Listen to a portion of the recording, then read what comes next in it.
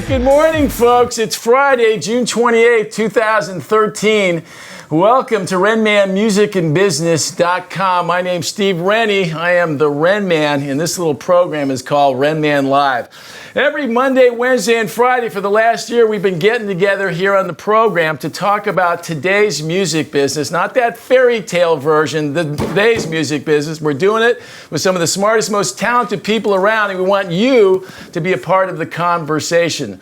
Now, we got a saying around here at Renman MB, you don't ask, you don't get, you don't learn anything at all. And if you don't learn something, that would be a horrible thing. So, if you're looking to do something great in the music business, folks, you are in the right place, but you gotta ask. So let me introduce you to a gentleman who's gonna help you do just that. Ladies and gentlemen, would you please welcome our ace intern, Mr. Cody Ramos. We call him the Trojan Man, who's gonna tell you how to get involved. Take it away, Code. What's up, everybody? Thanks for joining us. As always, stoked to see everybody in the chat room. Now let's get everybody involved. Call in on the phone, 15 seconds of fame. Do it. This is a great opportunity. We'd love to talk to you. Let's get it going. Number 2, for our advanced planners, we've had a ton of questions submitted today for our live guests. But as you know, go to the live tab, click the page, log in, and submit your question in the top right. We'll work it into our set. Part 3, the chat room live and direct. Already chatting with everybody right now. It's great. Thanks for joining us. Keep those questions coming. If something pops up in the middle of the show, put it in the chat room and I'll work it in. And lastly, for any general questions, submit a question tab on our website about the music industry. Ren will come back and he will answer it. And if you do call in, we got a very, very special prize. You want to let them know about it, Ren? Well, we have these, our Fuck the Gatekeeper t-shirts for all the folks that are looking on a mission here. For those that are feeling a little more spiritual and a little more artsy, we have your Dream It, Do It version. But you know what? I know a rock star when I see one. This is what's going to get you to call.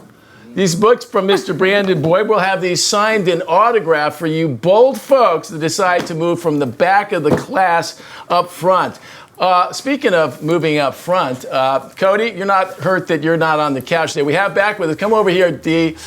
Look who's joining us today. It's Hi, our everybody. favorite little truant from law school, Miss Audrey Ben Walid. Hi. For you folks that have just joined us in the last month, you probably don't know Audrey. Audrey is our chief counsel here at Renman Live. She's a budding lawyer from Canada who's been studying for the bar. Audrey, how you doing? I'm okay. I just wanted to say hi to everybody that's studying for the California bar, and I feel your pain. But I decided to take the day off today because this is a little more important to me. So Good. Well, I'm actually glad to have you here today because this is our 87th, webcast now. I started with 1 and I just kept asking, and we're up to 87 now. And I don't know why, but today I'm scared shitless. I should be over this. you're but having I'm not. stage fright of the lead We had a singer. stressful day yesterday, So for all you folks that thought you were tuning into the Grammy Museum, it didn't happen, and I won't go into all the details other than to say we wanted to make sure we could bring you our full show and with all its glory here, and we couldn't do that yesterday. So, but we're happy to be back here on home turf. So, anyway, glad to have you back here, Audrey. I want to talk to you about our guest today, who's going to be joining us, is a gentleman by the name of Brandon Boyd. This is our final show of the season, so we have none other than my good friend, Mr. Brandon Boyd. Brandon is not only the lead singer of Incubus, he's the author of 3 art books. He's an accomplished painter, a solo artist, a philanthropist, a surfer, a true artist in every sense of the word. As the front man of Incubus, he's released 7 studio albums, toured the world, and he's now releasing his 2nd musical project called Sons of the Sea and his 3rd art book, So the Echo. Brandon, I can tell you, is in a constant state of creation and self-expression. He's here today to talk with us about what inspires him and helps him connect with all of you. Ladies and gentlemen, my good friend, Mr. Brandon Boyd. Hey, Rand. How you doing, B? Good. I'm stressed. We've talked over the last year, about me doing this show, and it's like it's been a role reversal. Usually, I'm the guy out in the dark nobody cares about. Now I get in here and I get myself scared to death. So This is number 87? This is number 87. Okay, right around 999, it stops being kind of nerve-wracking. So you're on the right track. Good. Well, you know what? God, yes, thank you. I appreciate that warm blue blankie there. So anyway, first off, I wanted to thank you for taking the time to come in here and share with us. For some of the folks that have been watching our program and visiting our website over the last year, they know that you helped me get this whole thing started. You wrote this great, well, at one point I talked about writing a book and you said I'd write the foreword, and I said, no, how about, I'm not gonna write a book, how about a video foreword? And you were very gracious to help me get this whole thing started, and I think it's only appropriate that you help me close it up here today, so. It's absolutely my pleasure. I love what you do and how you do it, and obviously Incubus wouldn't be where we are today if it weren't for your help and your expertise, so to speak. So thank you very much on behalf of our whole band. Thank you. You're getting me to blush. I wanted to revisit that little bit. There was a great bit, we talk about art. You and I have talked about this whole notion of art and music and art. And for you, they're kind of seamless, I wanted to go and revisit that little foreword that you did for me at the outset for some of the folks that haven't seen it, because I think it kind of sets the tone for today, because I want to talk about how you guys started. Dee, would you play that little clip for us? It's one thing to be talented or have a desire to make music or make art. It's a very different thing to have the balls to be like, now you want to pay me for that? I'm terrible at it. I would just as soon give it away. But then the catch is yeah, you can give it away, but then you can't afford to keep doing it. So truth be told, I never actually thought I would make a dime making music or making art. And at a certain age, I had sort of resigned myself to, and relatively speaking, a life of relative poverty, because I loved making music and I loved making art so much. So I kind of got to the point where I was like, all right, I'm just not going to make a lot of money, but I'm going to do this. I don't fucking care what it takes. I really love doing this.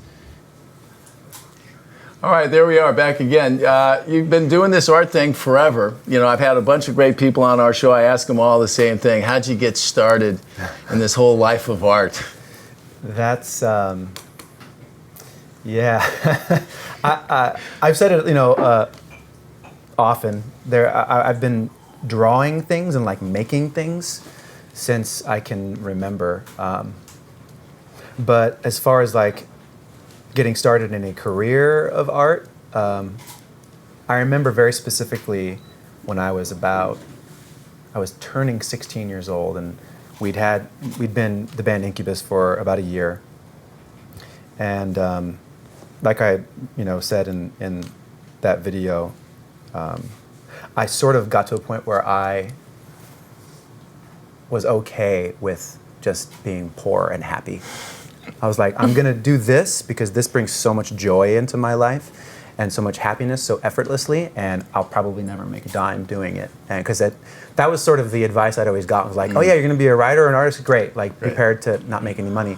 And so I was like, okay. And that was so what I'm getting at is there was a little bit of or maybe a lot of a leap of faith that took place at a certain age. So for me, it was around 16 years old where I was like, all right, I'm gonna do this no matter what. And that's really, I think, was that where I kind of got started in really taking it seriously. This is what I'm going to do, no matter what. Yeah, and you've done amazingly well. We got so many young people that are watching the show here that are aspiring artists and musicians and so forth. And we talk a lot about the fact that the chances of actually being successful in the business are pretty slim when you get right down to it, Yeah. And that being said, though, sorry to interrupt you. No problem. Please, please interrupt. The day and age that we live in, and the resources that we have at our disposal, and the tools we have at our disposal, are so different than when I was a kid. When I was a kid, and people were saying, "Yeah, good luck with that, making a living," they were a lot more on the money with that one, so to speak. There weren't these tools. There was a fledgling internet, but we didn't know what it was going to become. There wasn't Twitter, there wasn't Facebook, there wasn't unfortunately there wasn't this show, but now it's like if you have talent and you have a love for what you do, there's this just grand arsenal of tools at your disposal for not a lot of money. And so I feel like the chances of getting your stuff out there, whether it's art or music or whatever it is, are so much greater than they were when I was a kid. So I think that if young people out there have an inkling towards a career in art, or they want to just make art for their way of living, now there's never been a better time to do it. You know, Yeah. Now is a perfect time. Yeah, and you say there's something that almost every artist we've had in here, you have a passion for doing this, and it's not a logical thing. It's a matter of the heart, really, versus the head, right? Managers think too much. That's why they become managers. Artists just do, and they create. And you've done an amazing job of that. Both are essential elements, though. Like that's something that you and I have learned together along the way, is that I have had to continually, I have to remind myself and give myself permission to just go, just make things, don't worry about what's going to happen with it. And then through our fortuitous partnership, you know, then you're like, all right, that's great, but we got to like do this and put it here. And without that, I would not be able to keep doing it. So it's like, I think also a solid partnership based on like trust and mutual respect for what each person does is also very essential. Yeah, no, I think I think that operates on every level, even down to the band guys. Boy, what a morning I'm having here, B. I got my computer. I want to see who's in the chat room. Nothing is working. I feel like the pilot is flying out there totally, you know, with no instruments, nothing here. So, well, I want to talk about a couple things here today. We got a whole bunch of folks watching. We got a whole ton of questions from around the world, and the way they put them on the chat room. They post them in advance. We got people on the phone that are calling in. We were going to do a couple Skype calls and all that. So, folks, I can't see who's online, but you're awful quiet and shy this morning. So here's what we're going to talk about. I want to talk about your books in that whole part of your equation. We'll, of course, talk a little bit about Incubus, but I want to spend some time talking about this new record. As well. So let's get started and kind of follow up on that whole idea of art. I've talked a million times, art, music, they're all kind of the same in your mind. And so you've done a couple books previously. Do you show the folks what we got? The first book was White Fluffy Clouds, Yeah. followed by From the Murks of the Sultry Abyss. and now you have a new one coming out called So the Echo, right? Yes. Talk about what it is that inspired you, you know, to do the first one, then the second one, and now a third one. I grew up collecting books, literary works, but as well art books, and I still do with both of those things.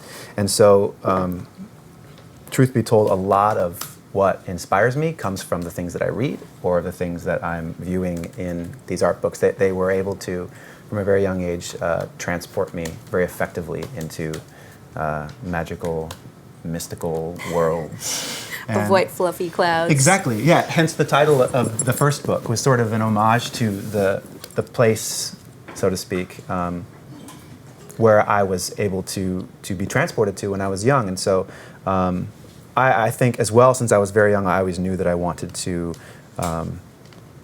make art. And then as I got a little bit older and some of the resources started to become available, make art books.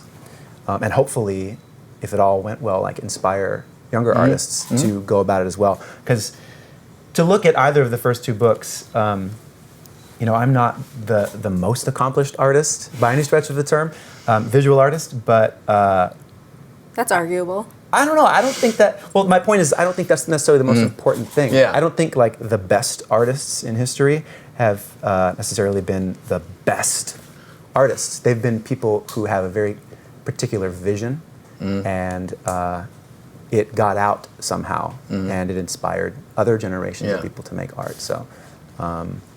And I suppose with art too, it's tough to determine what's great and what's not. I think if you have a passion for it, that's what's important. Now that first book you put out there, I think that was back when it was Morning View-ish time, I believe, right? Just a couple years. I think it was 2003.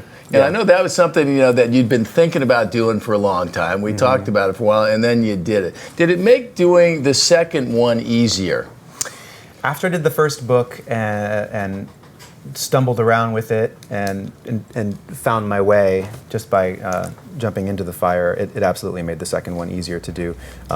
In a lot of ways, the second book is a bit of a continuation from the first one. It was sort of like a lot of the same aesthetic sensibilities, like this sort of glorified scrapbooking and pictures from the road and Polaroids and musings and sketchbook drawings. But one of the things about the newest book, So the Echo, that differs kind of dramatically from the first two is that it's less of a scrapbook and a little bit more of, it's just a little bit more cleanly presented, I guess you could say. I don't really know how to describe it. It's definitely it's more dense. There's more material in it. There's a lot more focus in the material. I spent a couple of years working exclusively with watercolors and ink.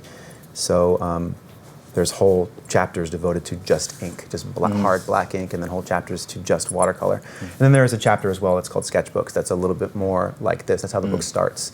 And then it ends with like sort of a lot more high-res travel photography, I guess you could say, and then it's intermixed with poetry and dream sequences and things like that. So. Yeah.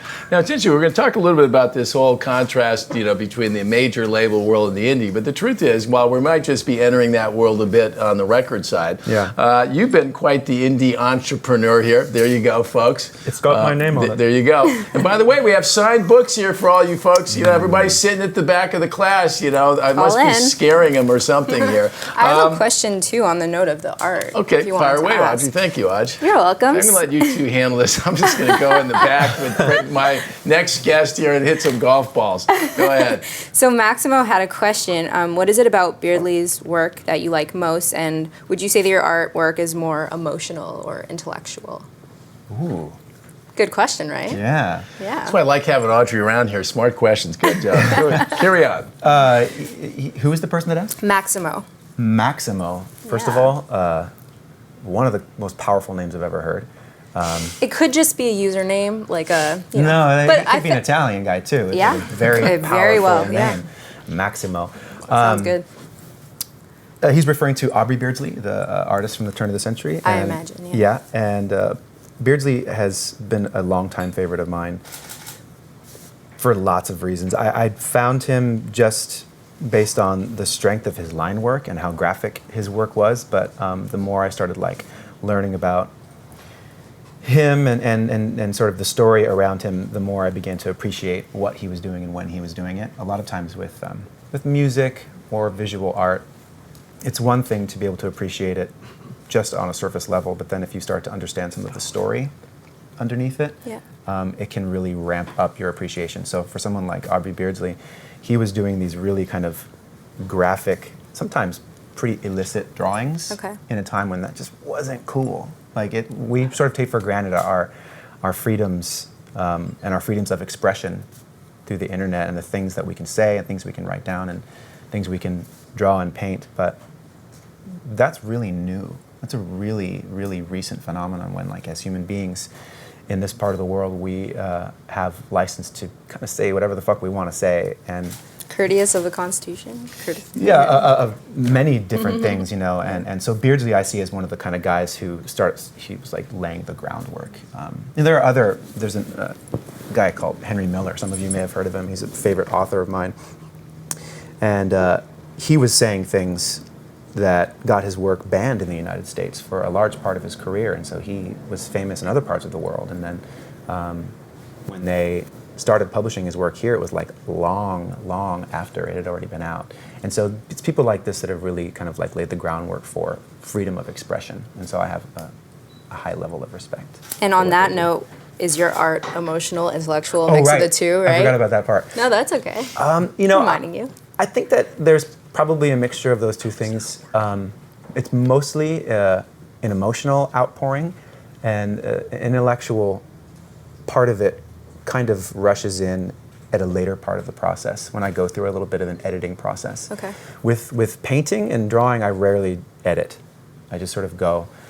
With music, there are more stages, and so the first thing is an emotional outpouring, and then 3 more steps down the line, there's an intellectual kind of how tailoring. do we make this into a song into 3.5 or 4 minutes kind of thing, So both. We have another question in similar relation in the chat. This one comes from Zeke Kelm. It says, Brennan, to what extent do you think meditation is helping you with your creative process?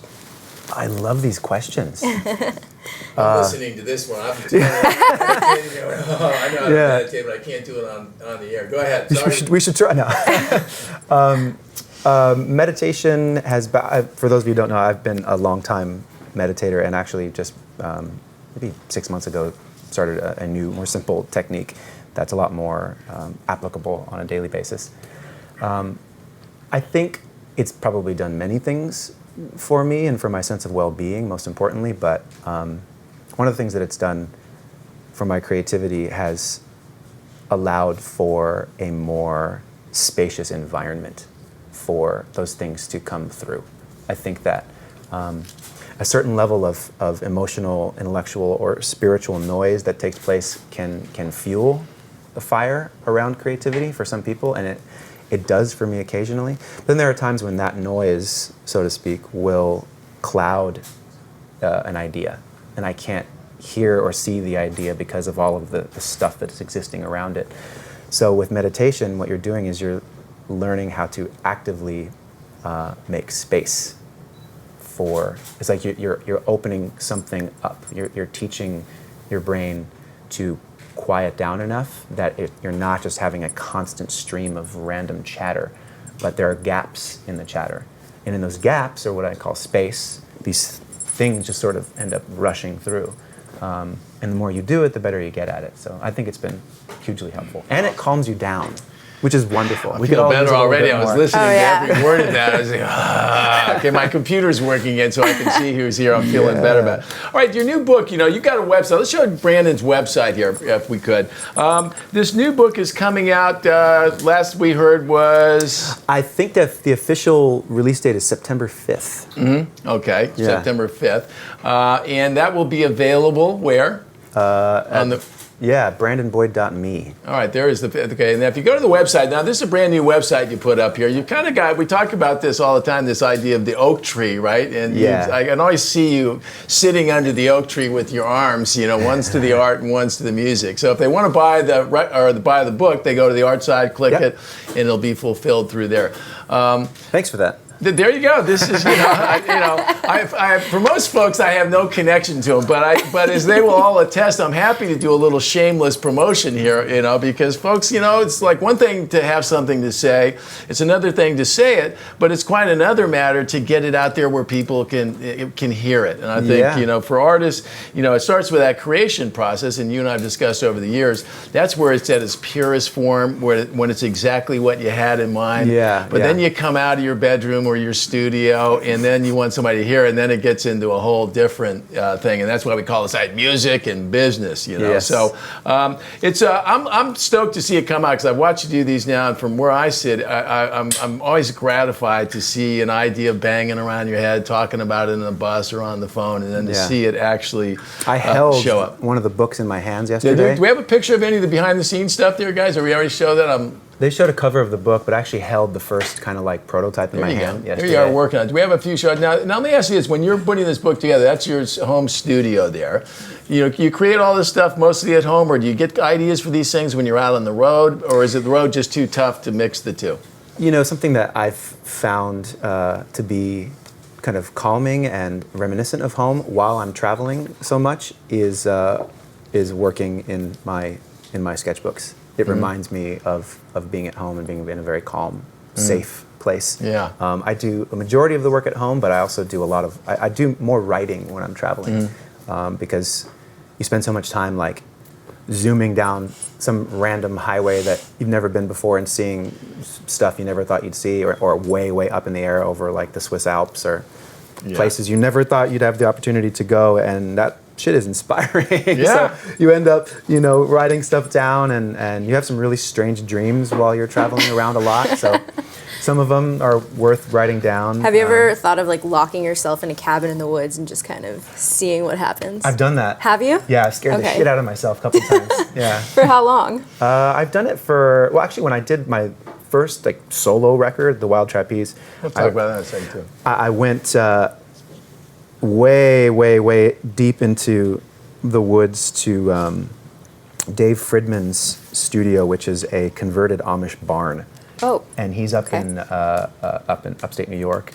And when he told me about it, there were no pictures or anything, but he was like, come up to I converted this barn into this great studio, and it's in the middle of the woods upstate. And I was like, oh, man, that sounds amazing. Let's go do that. So I got there, and it wasn't like, it was really cool. The place was really cool. Just going to get that out there. Made a really fun record there. In case he happens to be watching. But I'm sleeping in I slept in the loft of this barn that he converted into like these bedroom things. And when I think of the woods, I think of like Big Sur and, like these beautiful redwoods and little forest creatures running around and, chirping at you and things like that. Yeah. These woods were like the the gray, spiny, dense, you don't walk through these woods kind of woods. Where you hear It's more East Like Coast, a horror right? film woods. horror film woods where you hear Right. like desperate gunshots Oh, and good. like a scream echo through the valley, and you're like, what is happening here? So it was fun, but it was kind of scary because I was by myself. Like he would go off home to his family, and I would be in the woods by myself.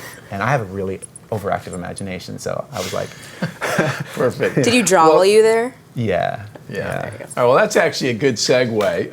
Love a good segue into the other side of this art music conversation, right? Obviously, you've had a lot of success in Incubus, and we kid around about what they put on your tombstone. I reckon somebody will mention Incubus in there. But the truth of the matter is, all the guys in the band, yourself included, have done some things away from Incubus. You did a record called Wild Trapeze. What is that now? 3.5, 4 years ago? I lose track. Yeah, I think it came out in 2010.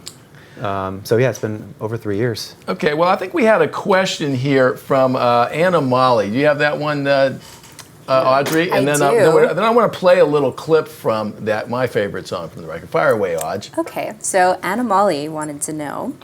Well, first she says, "Hi, Brandon. I love you, and I'm your biggest and #1 fan." So Hi. her question is, how would you compare your new solo record to Wild Trapeze? Are we going to hear a different sound or just the same? And what inspired you to make another solo record? More power, and I love you. First, let's do this. Can we play a little bit of Runaway Train, Whatever you and want, yeah. then so that everybody can have a proper backdrop to play that clip if you would. That song. I told you when you made that record, I spent a whole summer playing in golf tournaments. That was a song that I would sing, maybe my own version of meditation.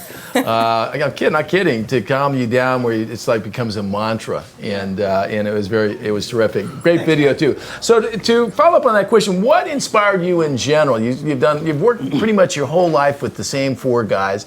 What inspired you at the biggest picture level to do something solo? For Wild Trapeze or for recent? Wild Trapeze first, and then I suppose into the next one. For Wild Trapeze, it was born of a lot of musical ideas that at first didn't have a home. I have a lot of ideas.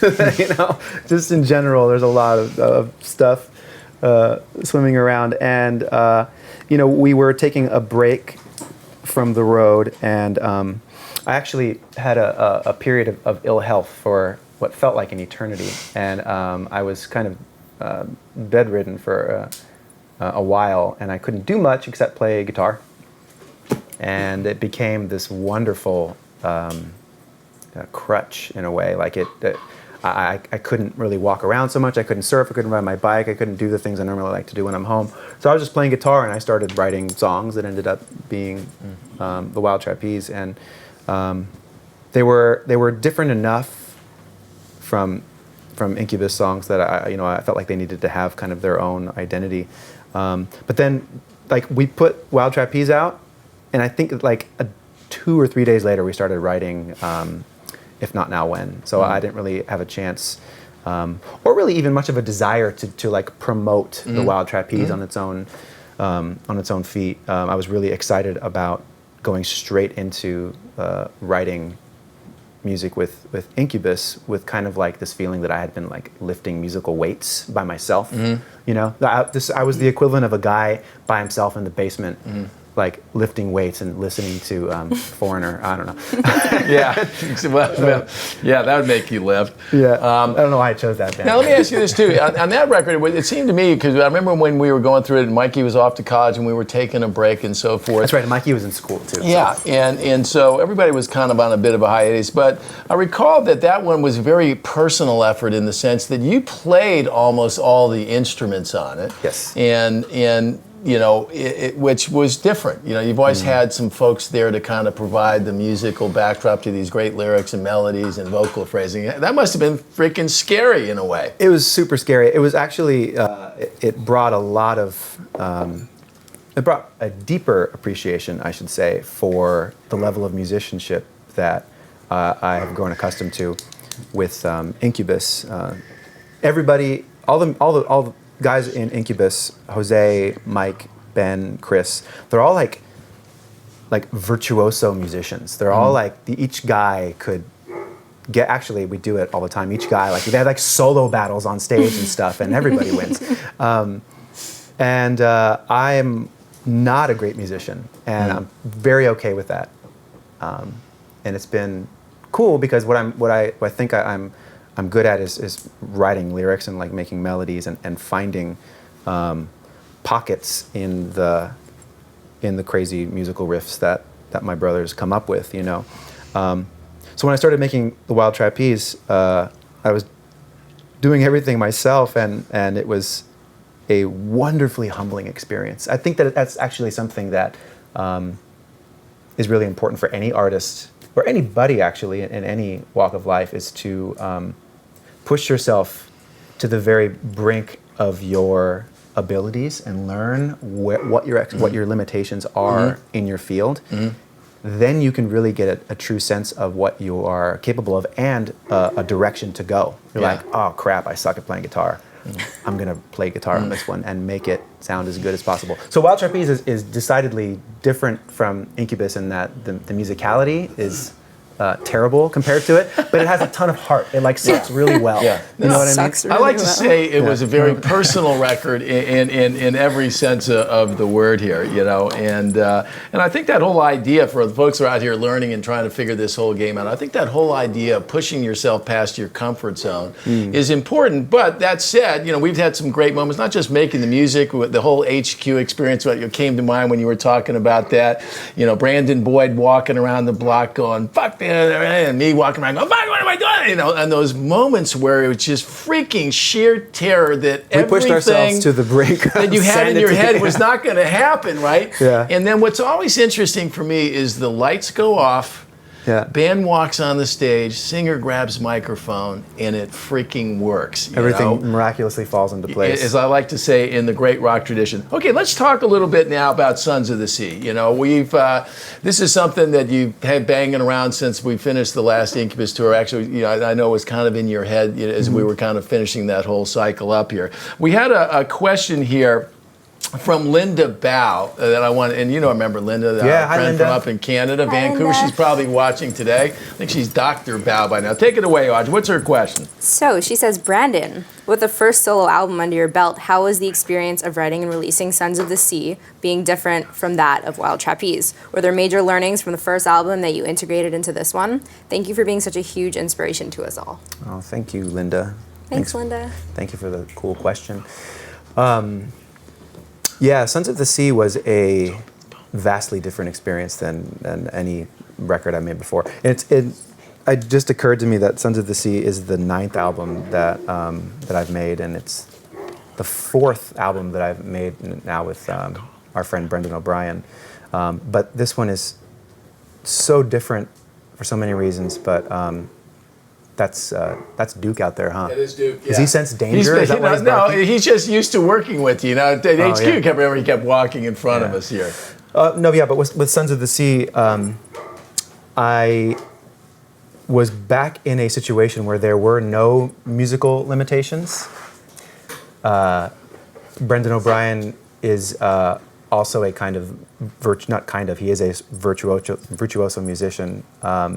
Can play really any instrument that he picks up or sits down upon.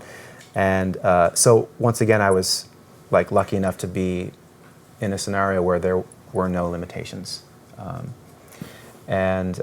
there was no band. So Brendan and I basically made the entire record between the two of us. And then late in the game, I'd played drums on all the songs, and it sounded pretty good. It sounded pretty awesome. We were both kind of like, we had this look, we're doing Twilight, and we were like, sounds pretty good. We've doctored those drums pretty well. But then my point is then good old Josh Freese just happened to be in the hallway one day, hanging out, waiting for a session or something, and Brendan was like, dude, come in here.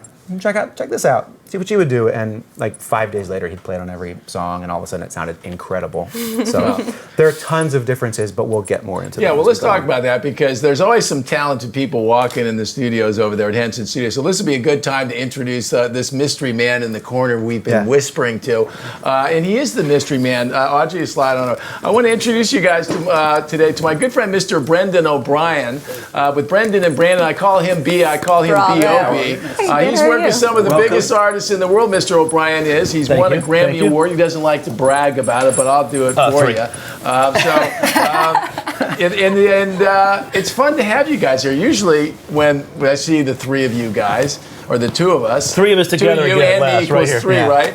Yeah, it's usually because... Super rock group right here. Yeah, of super the rock future. group. Yeah, Audrey, our lead One of these singer, things yes, is not like the other. Normally it's over at the studio, and Brendan Mm-hmm. will invite me over on Friday after you guys have been working, or maybe Mm-hmm. every other Friday, depending on how it's going, and I sit and have a cup of coffee. So it's nice to be back in the studio with you guys. We had a question there that I wanted. First off, welcome, Brendan. Thanks, Steve. This is quite a setup here. This is quite a setup, you know. Yeah. Speaking Pro. of help too, this is I'm trying to make pretty it pro, man. I noticed Nice. you were over there talking, geeking out here with the crew over there, which I was kinda consulting. nice. I was admiring Brandon's photographs. Okay, so let's talk a little bit about the Sons of the Sea here. Now that I got both of you here. Claudia Rangel asked a question. Real quick, answer that, because it kind of sets us up, Audrey. She wanted to know this whole about the Sons of the Sea. Take it away. Okay. You don't have Claudia's question there? I'm looking for it. Oh, What yes. inspired the title? Yes. What inspired got the it. title here of Sons of the Sea? Well, that's an interesting one. We actually had no band name. until Nothing. The very we We had a bunch actually of joke gag names. Yeah. One of them was hobo hands. Hobo Hands. Yeah. You know, when you're working around a studio or playing guitars or drums, and you're basically a clean person, except your hands are all kind of Just grimy. Yeah, from touching old instruments. Hobo and- Hands is a pretty good name. Yeah. I might still. That's still You a pretty guys good put name. those up on a board in the studio, all these wacky names? We kind of worked with that for a while. Just Okay. but Yeah, that was the working title. Yeah. You know, I had like a list of like 300 potential band names, and I kept going back to Sons of the Sea was one of the early ones that I had written down, and I kept going back to it, and then I remember sitting with you two in the studio one afternoon, and we were like, it's kind of time, the record was done, it's like, it's kind of time to like name this thing, what's this going to be called? And so I just started naming them off. I was like, so many ridiculous ones that some of them were kind of awesome, but and I said Sons of the Sea, and you both kind of paused. You were all, we did the same look. You were That's like, not bad. Pretty good.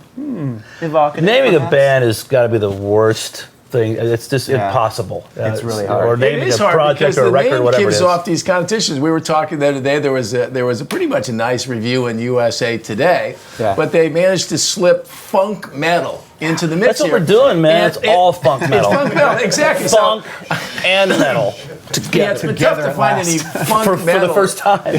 for a while here now, but I think it's because Incubus, that name to somebody who hasn't really paying attention, has Right. that kind of thing. So That's actually the thing that should be highlighted is for those who haven't paid any attention to like the 2 decades long career of Incubus, it might appear a funk metal.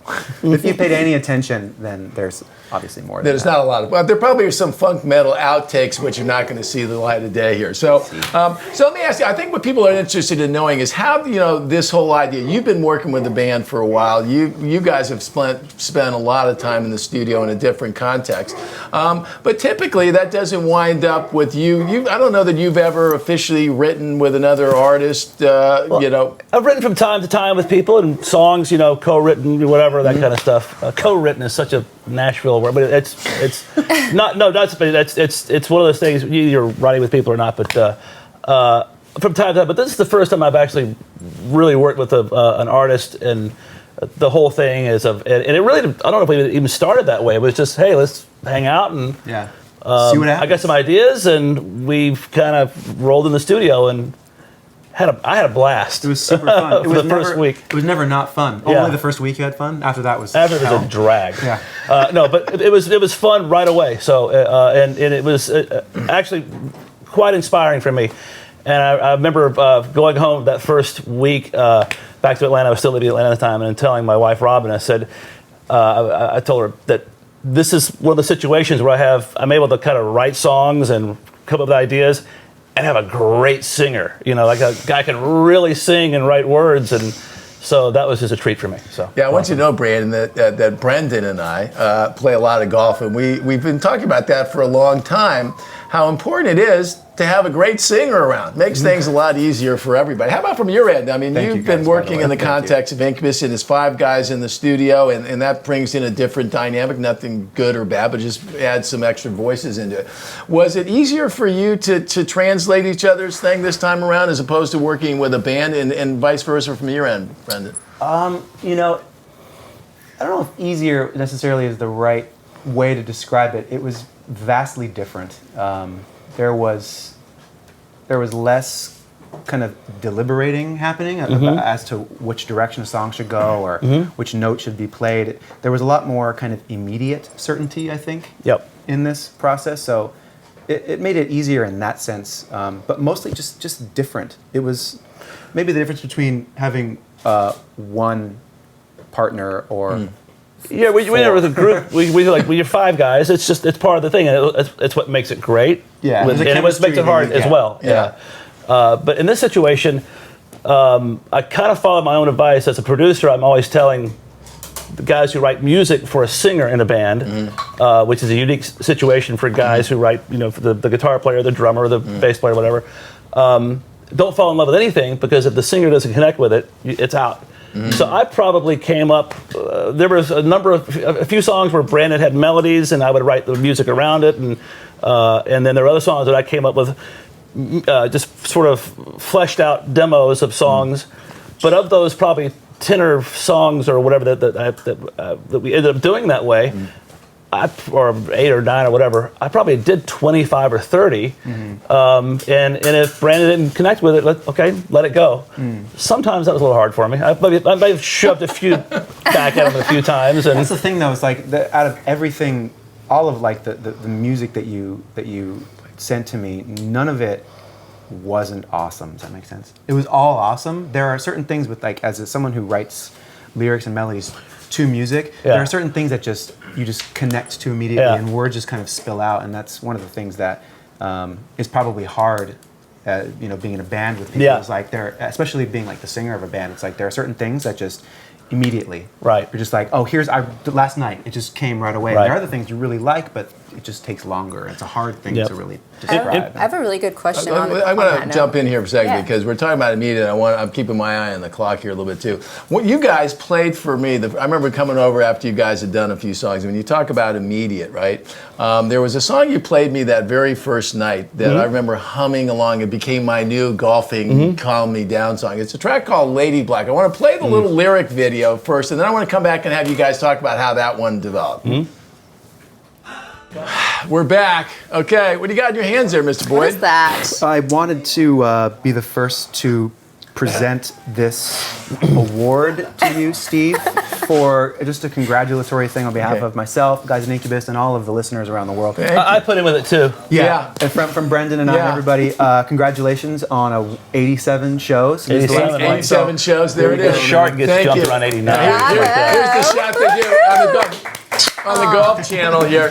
We haven't gotten a lot of tin cups in Incubus. We'll talk about that in a minute. But our friend to the right has a few.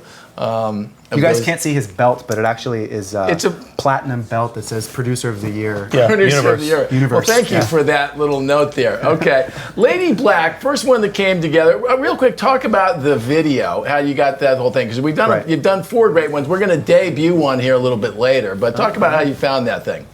The lyric video for Lady Black, a little bit like the other ones I did, was born of, once again, my limitations. I'm very interested in my limitations as an artist. At least you acknowledge them. Yeah, I have many. But what's hopeful about it is that it leaves a lot of places to go. I have lots of places to go still. And so these are my first 4 attempts at lyric video making. So the first couple I did with just writing in a book and then turning the pages as the song show a little bit progresses. Later. And then so I used that trick twice, and I was like, can't do that anymore. So I just started digging around on this thing called the interweb, or you might know it as the internet. It's the place that has email. I've heard of it. It's really cool. Sorry, Brandon. And I just started finding copyright-free archives. And so I would take them and load them into iMovie and start kind of like replacing things and making them make sense with the song. And the Lady Black lyric video. That's how that worked. It started as an animated thing about like dysfunctional families, and I made it into something else. Something we all know a little bit about. Exactly. How about when you guys were in the studio? How did, that was one of the first ones you came up with. I think it was the very first one, I think. Who did that start with, the lyric? Did it start with a little riff? Because I love that little guitar lick at the end. Very tasty there, Brendan O'Brien. I honestly can't quite remember what was the chicken, what was the egg. I think you had the lyric first, the melody first? Or? I remember it was right when we very first started, you were like, yeah, man, just send me some melody ideas you might have. Oh, right, okay. Send me on the phone or whatever. Got it. So I had like a library of things that I... These are the iPhone demos we pass back and forth. And it was born so. of iPhone demos. So I sent him the verse melody. Mm-hmm. Right. And then you called me like a couple hours later, and I was at a friend's house, and he's like, can you hear this? There was like all this crumpling around and stuff, and then I heard the melody I'd sent him, and he started playing guitar over it, which became the guitar riff. Right. And that was when I first went like, whoa, this could be really cool and different, and that's kind of how it started. Yeah, when I first heard it, I remember sitting there, I'd come back from playing golf, and it just had this kind of late night, 2 o'clock in the morning, walking down an alley in New York City, which is not recommended. Well, I think what happened is once we kind of when we actually got in the studio, there just happened to be a keyboard on vintage sound going on, and then that just became the sound of the song. Yeah. Out of and that's how that kind of works. I gotta say this for the folks out there that are interested in the musical process but don't get a chance to go behind the scenes. These two guys have the strangest freaking language when they're talking about stuff. It's like an incomplete. Yeah, we're gonna do a little. That kind of bing, the bop, the bing, and you sit there as a layperson going, they're speaking their own language. I have no idea what they're saying, but then they'll play it for you and you go, oh, I get it. It's the language of art, my friend. I think that probably comes from, I don't know how to read music very well. I certainly don't actually know how to write it. So you learn to communicate musically. It's just all shorthand. With giving signs here and so forth. So, all right, you know what? We have a whole bunch of call-ins in, and I'll tell you one of the interesting things that relates to this whole idea of the cup here, right? When I started this website, I started with a bunch of friends and stuff, but I've gotten a chance to meet, a lot of other musicians and bands and young managers and producers and stuff that are out there doing great things, right? Brendan, you've won a few tin cups, and there's nothing like getting, the respect and acknowledgement for your peers. And while I don't think either one of us are losing sleep over it, but we have given a few moments of thought about why, Ashley Simpson's on Saturday Night Live, not Incubus, how every band we know is on Coachella and you and I get a nice parking space. No offense to anybody at Golden Voice. All these treasure things. But one of the things I've learned from doing this show is that the folks, particularly musicians out there and other aspiring artists and people that are interested in creating, have this undying respect for this band. And I had a chance to meet a gentleman a while back who's in a great band on his own, a band called SOJA. His name is Jacob Hemphill, and at the time I interviewed him, he said, I want to make sure you give props and tell Brandon Boyd I love his stuff. And at that point I said, you know what? Maybe one day we'll have Brandon on the show and you can tell him himself. Do we have Jacob on the phone with us? All right, Jacob Hemphill, how you doing, my friend? What's up, Renman? Just hanging here, man. I was just telling these guys about your band here. You're on here with Brendan O'Brien and Brandon Boyd. We were talking about our little visit, and you were talking about what up? Brandon Boyd and Incubus. I thought we'd get you on the phone here to share a little bit in person. Yeah, absolutely. When we kind of started, we didn't have a lot of people who were kind of giving us a ton of support, and there wasn't. I mean, we're a white reggae band from DC, so we kind of had to break down a bunch of stuff and figure stuff out for ourselves. And we would always look at bands like Incubus and like Dave Matthews Band that kind of had this sphere of energy around them. Like if you ran into one of their fans, that person was one of their fans, kind of like a cult or something. And it seemed like no matter what MTV did or Clear Channel did or any of these people did, this band was going to float the rest of its life down the stream, and people were just going to keep singing the songs with them. And we always wanted to be one of those kind of bands because we said, dude, we're never going to get picked up by anybody. And we ended up getting picked up by Dave Matthews, which kind of makes sense. But yeah, really cool to have bands like that there for us to kind of look at the blueprint and see what they did. Thank you for saying so, Jacob. That's really cool. I absolutely know what you're talking about. We, when Incubus first started, we weren't really making waves in any respect in the industry, but there was an undeniable energy about like our concerts, and people would come to the concerts and just be like thrashing. Like we would like help destroy places together, and it was like there was a minute where, as a band, we would concern ourselves with, well, why can't we get any attention from the industry? And then we learned very quickly, like, that's maybe doesn't matter. Yeah. Like, what matters more is that there's, you know, in this 50-person bar, there's 100 people who are singing louder than you with a PA on, you know, and that's what's most important. So, you guys put the time in too. Yeah, which is that too. I mean, that's just underrated. It's really interesting because, you know, in the early days, Jacob, and we talked about this, is that Incubus didn't really fit in any category in the early days. People would call me all the time, well, it's not like quite this, it's not quite that, it's not funk metal, it's not the, you know, in that whole kind of that kind of tough way to define the band is ultimately what defines the bands, and I think it's a little bit true about you guys as well, Jacob. Hey, I heard some rumors that we might be hooking up this summer in December. Where is it, December and summer? Somewhere south, right? That's what I've been hearing too. Yeah. Rumors. I heard about this. I told a buddy of mine. Actually, the lead guitar player in SOJA is a huge Incubus fan, and I was telling him, I said, you know, what would you say if I told you I could have a tour poster shipped to your house in a frame that had SOJA, like right around the same size as the word Incubus? And he was like, dude, no. I was like, look, I'm not saying anything. It's a simple question. Yeah. Would you be excited? I think that would be a great idea myself, although I don't know of anything specific yet, but maybe. There's a There's lot of wink going on around here. Yeah. Well, you know what? Yeah. It would be fun. Tell your guitar player to save up his money. You know, you never know what could happen. Where are you heading off to right now, Jacob?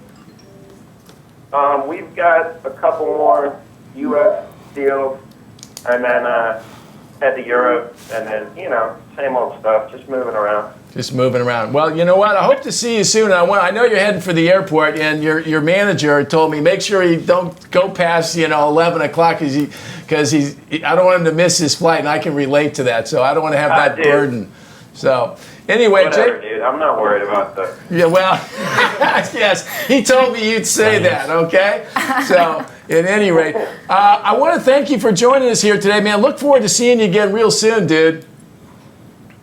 Absolutely, dude. It's great to be on, and you're a smart guy, fun guy to talk to, and yeah, let's go play some golf. Yeah, golfer too. Hey, by the way, I'll tell you, if we ever do get to play golf, Mr. B.O.B. over here is not a bad golfer himself. He hit a couple of fine 6-irons the other day. He'll be happy to tell you, but we're already running late, Brendan. All right, Jake, we'll talk to you again soon, dude. Thanks for calling in, man. See you, Jacob.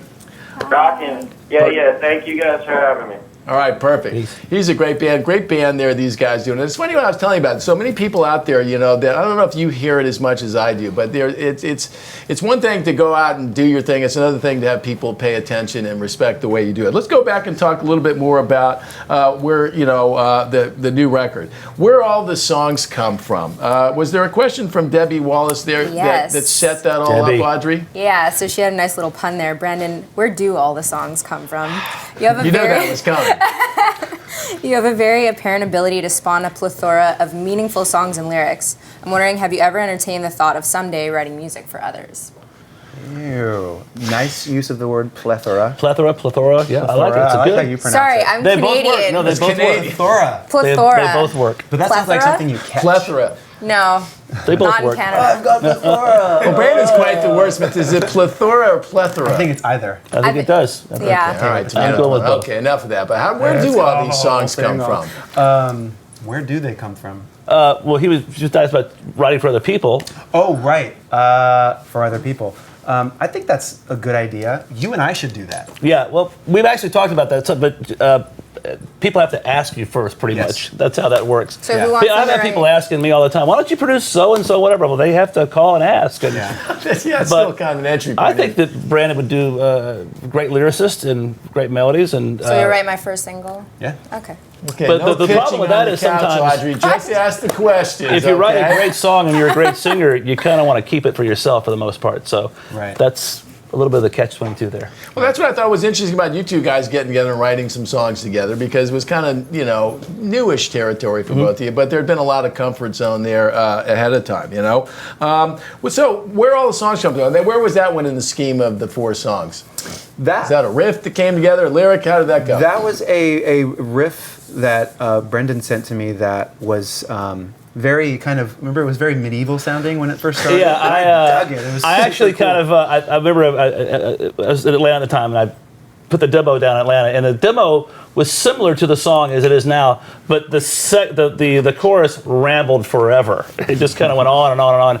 I think we cut it back a bit, but I think it did have a little bit of medieval times sort of vibe to it. We kind of changed it over more of a, I don't know what you call it now, but it's not quite so medieval now. So. No, it's just a little medieval. Which is a little bit of a shame, actually. I think there should be We more. need more yeah. sort of a medieval vibe. Yeah, maybe. And funk see, night. this is we where should I'm- play Sons of the Sea at medieval times. Medieval times, exactly. We should play in the center and have people with like mutton Yeah. chops and Pepsis like yelling. and you come in on the white horse, you know? Yeah. Yeah. What kind of horse would you like to have there, Sir Yeah. Brendan O'Brien? I You come in on a Segway, huh? yeah, Segway or a Frisian. Okay. All right, so we're going to shift gears for a second, because I want to talk about this whole idea of indie versus major and so forth. I think we got a question from Lucretia in Italy. Is that true, Joe? Italy, love it. Yeah. Is that going to Yeah. be Skype, or are we Go. going phone today? Phone on Skype. Phone on Skype today. You there, Lucretia? Hello. Hello there, All right, brother. right on. Buongiorno. I'm jealous. Hello, are you hearing me? Yes, we're hearing you just fine. Can you hear us, Lucretia? Okay. I ask my question. So, Yes. Fire away. Hello. Starting from the point that I love to know each and everything about your new album, and so please feel free to do it. How has it been working like an indie artist without a label? More freedom, more uncertainty, and what did challenge inspire you the most on your creative process this time? And is a new book, So the Eco, directly linked to the album in contests, inspiration, or any of your genius things you got inside that head of wonders? Head of one. You know what? I don't know if I got that whole question, but it sounded sexy as hell. I'm going to just say that, okay? Lucretia, let me see if I can paraphrase all of Yes. that. Thank you for your question, by the way. Thank you. I think she was asking about this whole idea of indie versus major. You spent, 17 years we were on Sony Music, 6 17 albums, years, yeah. and a bunch of other stuff, as I like to remind them. Yeah. And you've chosen on this record to go the indie route. You and I talked about it a lot. Now we're doing it. Your thoughts Yeah. on that? Yes, you are correct. We did 17 years on a major label, and in many ways, we benefited greatly from being on a major label. You know, we came from a time in the music industry where there was still a music industry, there was still their tried and true resources, and Incubus really benefited from that. And in a lot of ways, we were kind of thrust out into this brave new world that we exist in on the inertia of that old industry paradigm, and bought ourselves some time with it, so to speak. So I have many fond thoughts about it. It did have its drawbacks occasionally, as you and I both know. Yes. But now being an independent artist, and having the kind of education from a major label mentality, it's mostly exciting. It's mostly really, really interesting and exciting, especially, once again, with all of the tools that we have at our disposal now. If I'm being perfectly honest, it's also a little bit intimidating, because it can be a wee expensive sometimes. But it can there's also, you just don't have the immediate access via the resources that the major label has. So it definitely means more work for us. But fortunately, where we are, where we're at this point in our lives, in our careers, and in our level of inspiration, I think that we're kind of down for the work. I know I am. I'm It's interesting. 10, 15 years ago, I don't think I've made a record for an independent label in my life. Now I do records for major labels and do records for, and they kind of do about the same. It just depends upon the setup and all that kind of stuff. But it's just a completely different business now, and where you have the possibility, if you have an independent release, of doing great. No, it's really interesting because, you know, the major labels have taken a wounding here, but the functions that they provide haven't gone away. And as Brandon and I were talking the other day, I said, in some ways I miss that old, you know, labels in some way, because it was easier to be a little bit lazier, you know. We're with a company called Incubus Fontana now that kind of straddles that place between a distribution, marketing, promotion versus the old label where they owned your masters. And at the end of the day, when people find out, what, all those 6 records and all that stuff, you know, can't you get it? Well, it's actually a work for hire, whereas today it's a little bit different, and our partners provide promotion and marketing services, but we've had to hire a product, you know, our head of marketing is we've hired now directly, that head of publicity, you know, person that was always part of a major label, we've had to hire separately, and there's a certain intimacy about it that I like, you know, but you mentioned something that I think all the artists out here feel, is that in the past, you know, you could think creatively both as a producer and an artist, and never really have to be confronted too much with the finances, whereas you and I kid around, not so much kidding, that every creative decision for an independent artist is followed by the financial question, so that paper versus plastic, you know, takes on a whole new meaning, and so forth. So, Lucretia, that's a great question. I want to thank you for joining us on the show today. Where are you from in Italy? I'm from Umbria, the center of Italy. Perugia is the city, but I don't know if you don't know it. And so, thank you. Can I say another little thing, please? Sure. Do you remember the Pistola mystery? Yes. Okay. Wow, can you please... that could have been trouble. Yeah. You're thinking when you were in Italy, what happened? And, I'm sorry, go on. Hello? Sorry? I think we lost that. There was a poem you mentioned? Oh, no, the question was, if you can't end the Pistola mystery. Oh, the Pistola. Oh, thank you. I had that on my list here. Fuck, it's been keeping me up at night. Yeah. Somewhere in Pistola, in the lyric sheet, there's an insert lyrics here. So now there has been a raging controversy, which we'd like to put to bed today. What were the lyrics there, or did you just forget? No, I did not forget. This was the first record we made with you. I remember the song very well, but when that song, I felt its most strong point was just its rambunctiousness and its speed and its energy, and it was kind of a nuts song. I liked it a lot. Yeah, it's all over the out place. Of control. It's fun, and I got to that point, the second half of the chorus, when I was writing the lyric, and did not have a lyric to fit the melody that I had thrown down, and we really liked the performance that I threw down, so I just kind of, when I said insert your lyric here, I actually meant that very seriously. So I think every time we've performed it, I've said something different. So it's one of those kind of floating lyrics, I guess you could say. So Lucretia, whatever you think the lyric should be. So basically, the mystery is going to continue in rage again. Yeah. All right. The search continues. Lucretia, thanks for joining us here today. I want to move on a little bit here. What was going to happen? It's great. We hope to see you again in Italy soon.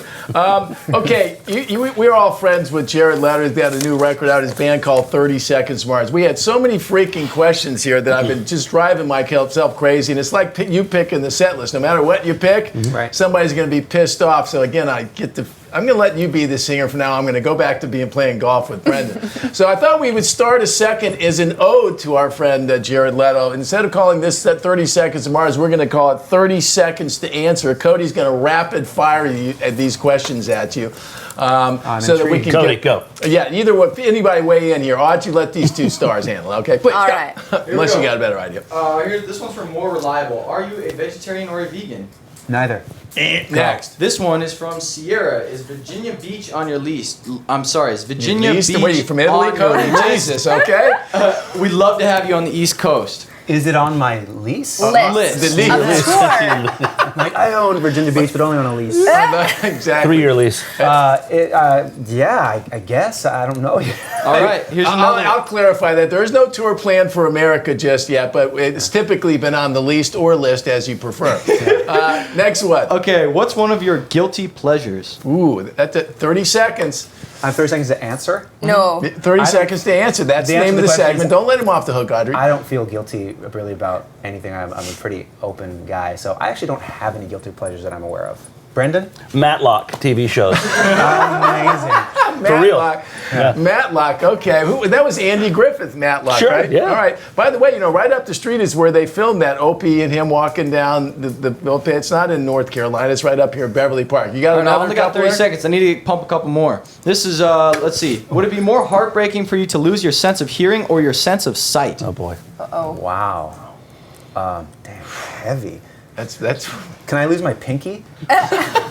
okay. Yes, because Yes. in 30 seconds, that's an answer. How about you, Brandon? Would you rather face a 3-foot putt or a 6-iron? A couple more pumps. Get in there. 6 iron. I don't want to lose either. Yeah. That's a tough question. Yeah. This one comes from Crystal. Have you ever thought of writing a novel?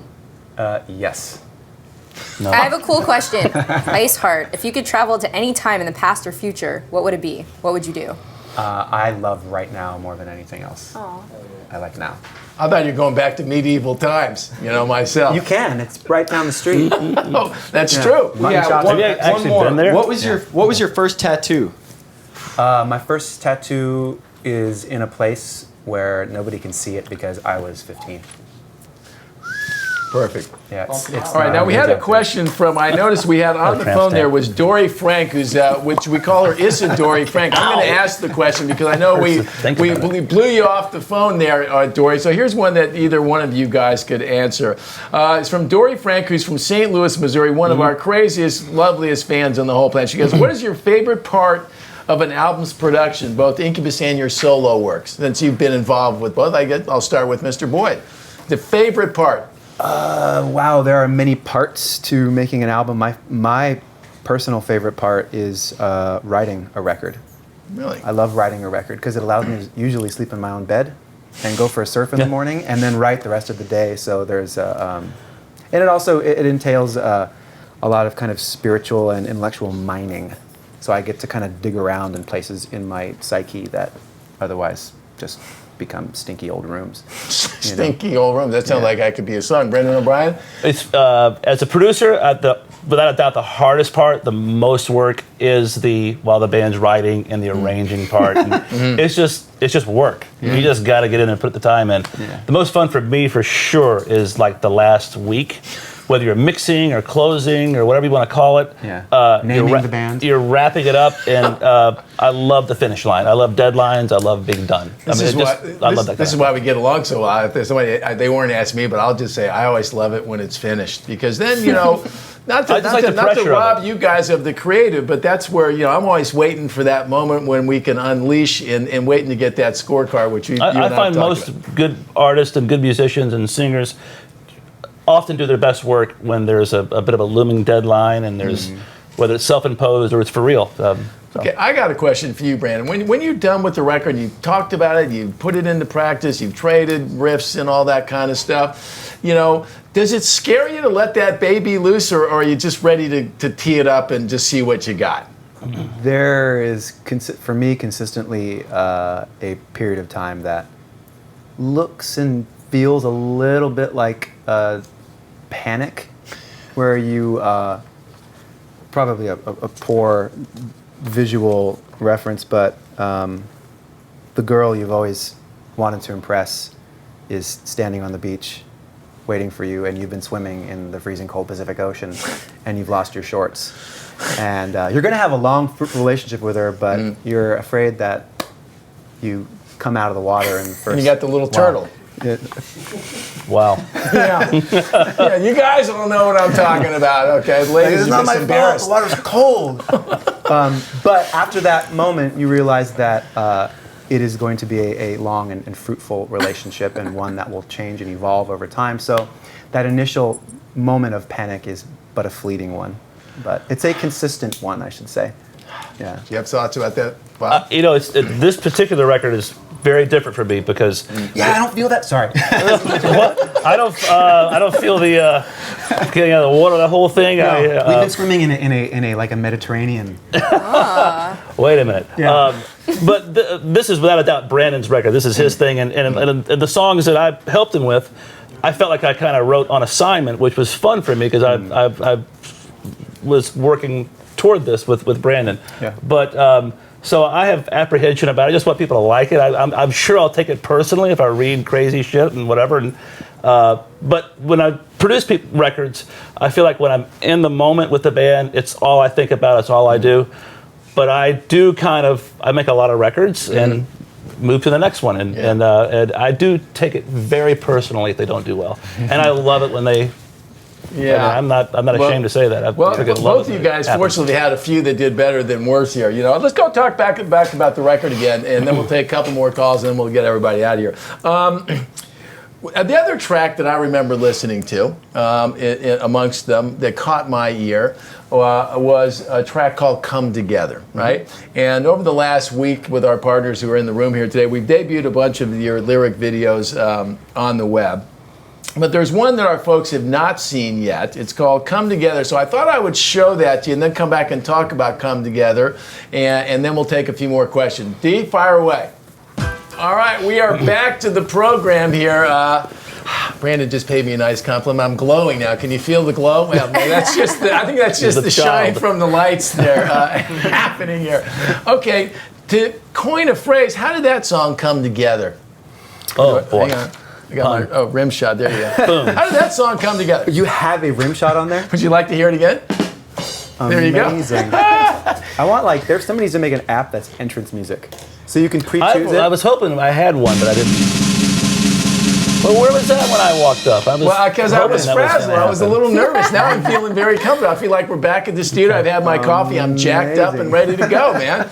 Okay, how did that song come together? Okay, so there was the melody, the woo thing, which reminded me of the scene from Fast Times at Ridgemont High with Phoebe Cates and the spraying water and everything.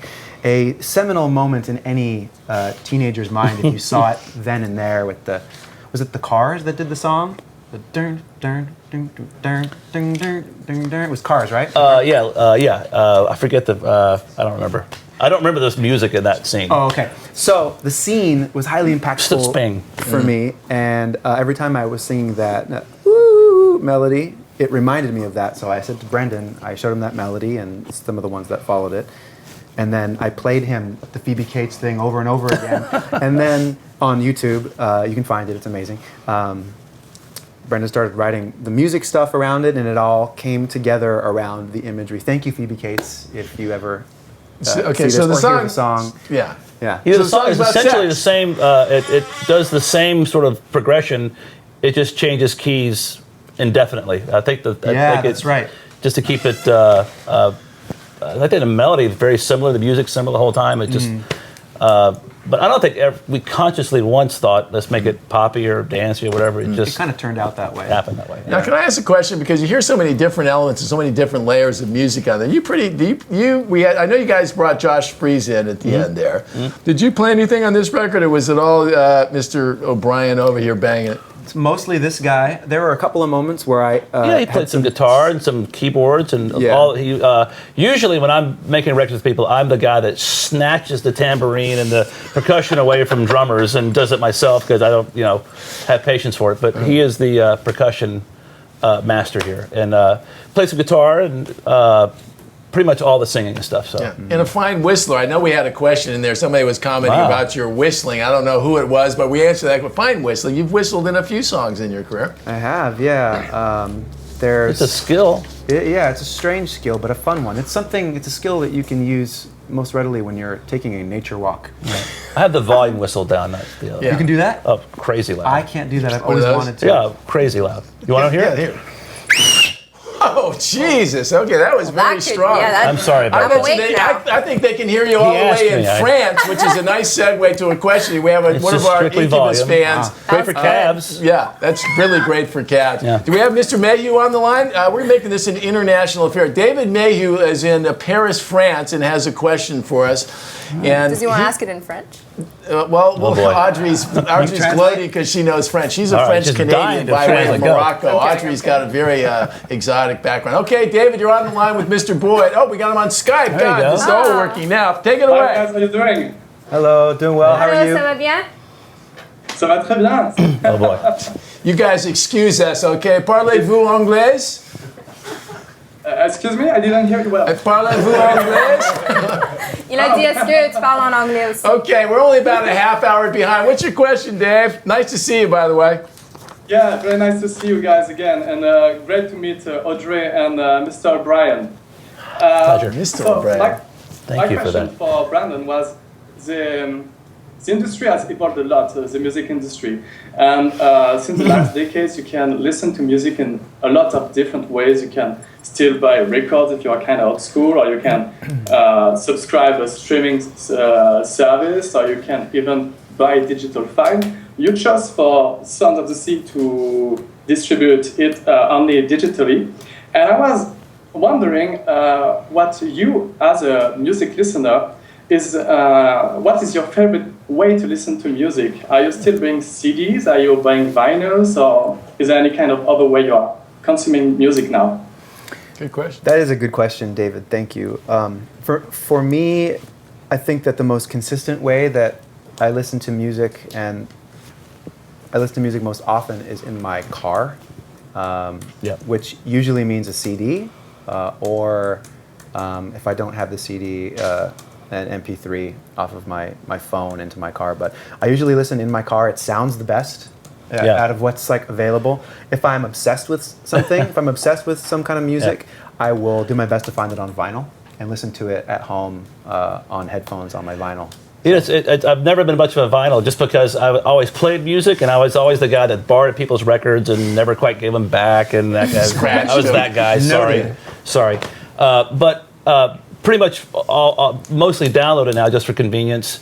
But it's interesting, it might not be the same question, but where I hear most of my music now, where I love discovering new bands and new artists and stuff, and is on TV. TV and movies now. I'll hear a song on a show or something, and I go, I got to find out what this is. And it was Edward Sharpe and the Magnetic Zeros. I heard that on a TV show. And then I heard Fun for the first time on a car commercial. I said, I got to go find it. So that obviously is where people hear music. I hope that's where our music goes. I mean, I'm happy with that. Well, that's an interesting conversation, because this is a conversation we've been having for the better part of. Didn't used to be that way. No, because guys like us, Brendan, we're a little bit older than Brandon, a lot older actually. But there was a time when rock bands, it was kind of tawdry, and a little bit crass to have your music in a commercial, much less, some CW TV show. But the fact is, in doing this show here, I've been exposed to so many new ways of how music is getting out there. And I think more so than ever in the history of the music business, it's about getting people where they are rather than expecting them to come to you. And how's your opinion about that evolved? You got a new record out, all these same issues are going to come up with you, as our folks at the back of the room are nodding. Yes. It is an opinion that has evolved, to use your wording. I historically have felt not real great about Incubus music being in a commercial, or films are different, and even to that extent, like TV shows are a little different. But like using music that you sort of like you poured your heart out into to be used as sort of an advertising soundtrack always felt kind of weird to me. But that being said, one of the things that has changed from the times when we were having those conversations is that a new sort of generation of visual artists and commercial artists and stuff have evolved, and the advertising has gotten so much more clever and like fun to watch, and something that you would feel more okay as an artist with being a part of, because you kind of are starting to be able to see the artistry behind it. I have learned to kind of ignore what they're selling and that's just me. I know that's not the best thing to say, but and really pay attention to how funny or clever or heartfelt what they're showing is, and so it's changing. You know, some of the things that started to really change my opinion was like hearing a Zeppelin song in a car commercial, or like a Sting song in a car commercial, and I was like, wait.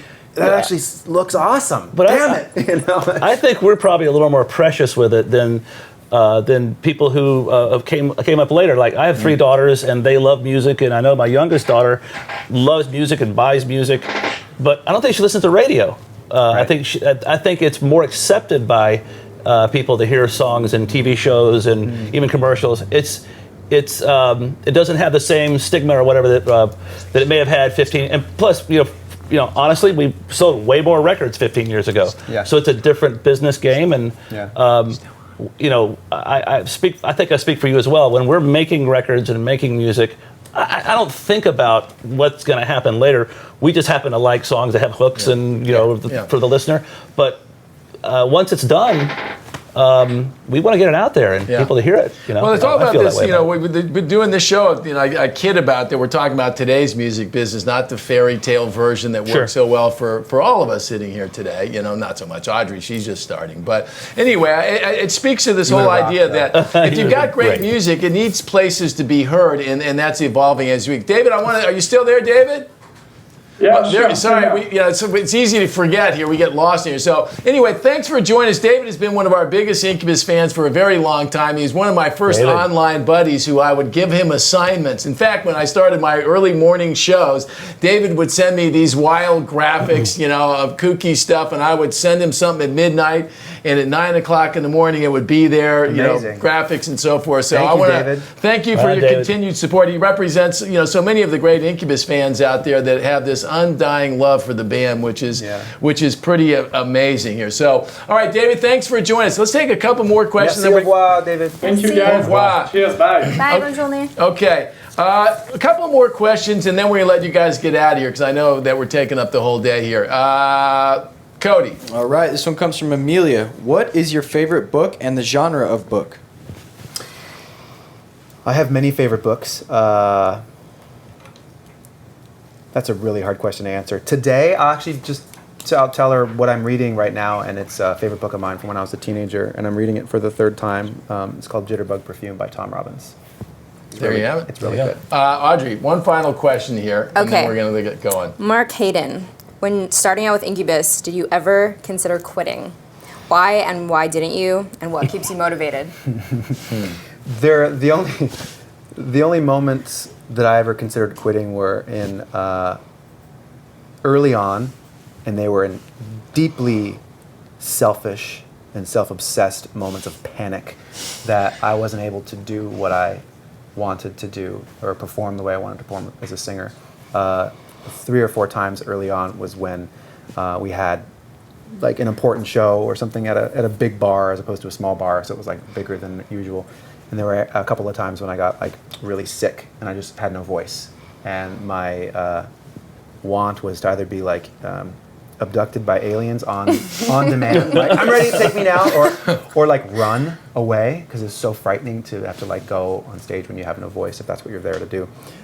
Those are really the only times, but I didn't because most of the time I was able to tap into a part of me that is more connected to a larger whole, that it's not about me per se, it's about what we're all doing together, and it's about the audience that has come to see it. So my temporary lack of ability shouldn't be dictating